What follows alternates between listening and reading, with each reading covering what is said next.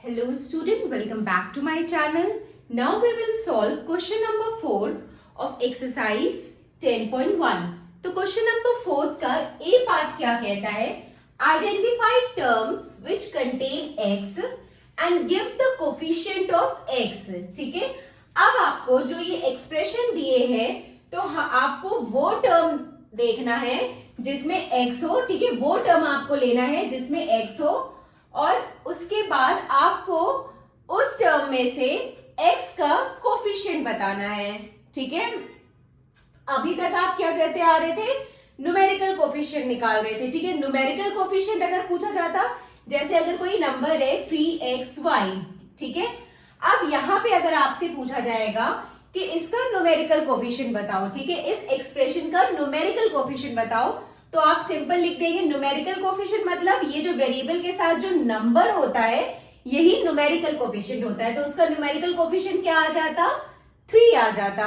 ठीक है, और अगर आपसे अगर आपको एक्सप्रेशन दिया है, ठीक है, और इसमें आपसे ये पूछा जाए कि कोफिशिएंट ऑफ x बताओ, अब x का कोफिशिएंट बताना है, मतलब कोफिशिएंट बताना है, तो x का कोफिशिएंट क्या आएगा?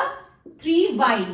ठीक है, मतलब x को छोड़ के जो बाकी की चीजें बचेंगे वही x का कोफिशिएंट होगा. ठीक है, या आप इस वे में समझ सकते हैं कि x जो है किस चीज से मल्टीप्लाई हो रहा है वही इसका कोफिशिएंट ऑफ x होगा. ठीक है, तो अब हम सॉल्व करते हैं. ठीक है, तो पहला पार्ट है y² x प्लस y. ठीक है, अब हमें वो टर्म देखना है जिसमें x हो, तो x जो है सिर्फ इस वाले टर्म में है. ठीक है, इस टर्म में नहीं है, तो हम ले रहे y² x.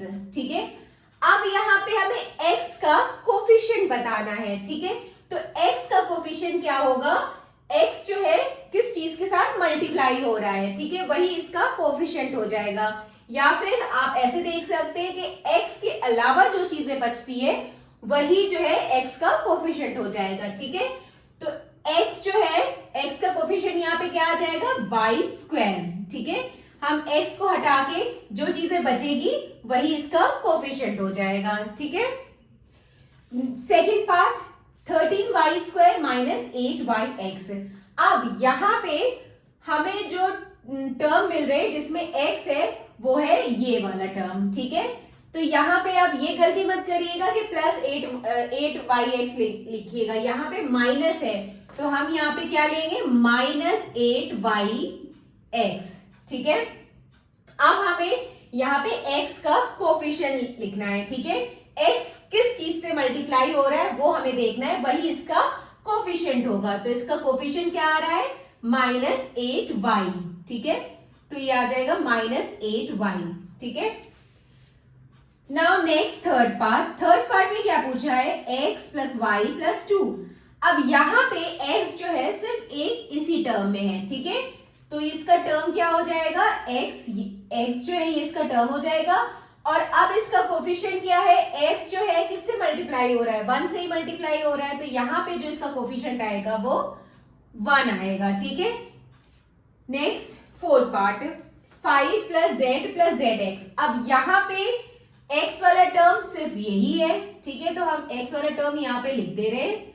अब ये x किस चीज से मल्टीप्लाई हो रहा है? z से, तो वही इसका कोफिशिएंट हो गया, तो इसका कोफिशिएंट z हो गया. ठीक है, फिफ्थ पार्ट इज यहाँ पे वो टर्म जिसमें x है, एक ये है एक ये है. ठीक है, दो टर्म है, तो एक x है और दूसरा xy है. ठीक है, अब x का कोफिशिएंट क्या है? इसके आगे 1 है, तो इसका कोफिशिएंट 1 हो गया. ठीक है, और xy जो है इसमें क्या है? x का कोफिशिएंट क्या हो गया? y हो गया. ठीक है, नेक्स्ट 12xy² प्लस 25. ठीक है, तो यहाँ पे हमें कोफिशिएंट ऑफ x जो है यही है. ठीक है, 12xy². अब तो यहाँ पे टर्म हम कौन सा लेंगे? 12xy². अब यहाँ पे x का कोफिशिएंट क्या हो गया? x किस चीज से मल्टीप्लाई हो रहा है? 12y², तो 12y² इसका कोफिशिएंट हो गया. ठीक है, नाउ नेक्स्ट पार्ट, यहाँ पे 7x प्लस xy². ठीक है, अब x जो है इस टर्म में भी है इस टर्म में भी है, तो एक टर्म हो गया 7x और एक हो गया xy². ठीक है, अब 7x में x का कोफिशिएंट क्या है 7 और एक्स वाई स्क्वायर में x का कोफिशिएंट क्या है y स्क्वायर। ठीक है, तो ये हमारा फोर्थ का ए पार्ट कंप्लीट हुआ है। Now next move to B. Now fourth का बी पार्ट। फोर्थ के बी पार्ट में हमें क्या बताना है, identify terms which contain y square and give the coefficient of y square. हमें वो टर्म बताने हैं जिसमें y स्क्वायर हो और उसके बाद हमें वो टर्म जिसमें y स्क्वायर है उसका कोफिशिएंट बताना है। ठीक है, तो अब यहाँ पे जैसे ये एक्सप्रेशन है तो हमने लिख लिया टर्म विद y स्क्वायर। वो टर्म हम पहले देखेंगे कि जिस टर्म में y स्क्वायर है, फिर वो y स्क्वायर वाले टर्म में कोफिशिएंट ऑफ y स्क्वायर क्या है वो हम बताएंगे। ठीक है, तो जैसे यहाँ पे 8 माइनस एक्स वाई स्क्वायर है, तो यहाँ पे सिर्फ एक ही टर्म है जिसमें y स्क्वायर है। ठीक है, तो वो टर्म क्या है माइनस एक्स वाई स्क्वायर। ठीक है, अब इसका कोफिशिएंट क्या हो जाएगा, y स्क्वायर किससे मल्टीप्लाई हो रहा है माइनस एक्स से, तो इसका कोफिशिएंट हो जाएगा माइनस एक्स। ठीक है, अब इसी तरह सेकेंड पार्ट में 5y स्क्वायर प्लस 7x। अब यहाँ पे y स्क्वायर सिर्फ एक यही टर्म में है तो ये क्या आ जाएगा 5y स्क्वायर। ठीक है, अब यहाँ पे y स्क्वायर का क्या कोफिशिएंट है 5, तो हम यहाँ पे 5 लिख देंगे।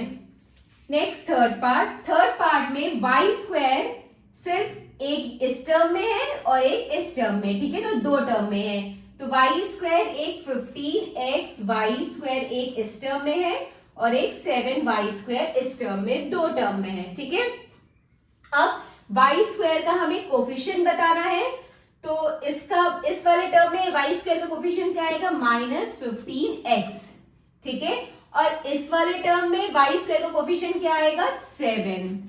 ठीक है, तो इस तरह से हम सॉल्व करेंगे। तो इस तरह से आपको किसी भी वेरिएबल का कोफिशिएंट पूछा जा सकता है, तो आपको इसी तरह से सॉल्व करना होगा। ठीक है, तो क्वेश्चन नंबर 4 का बी पार्ट भी सॉल्व हो गया। Now question number 5 in the next video. Bye bye, take care.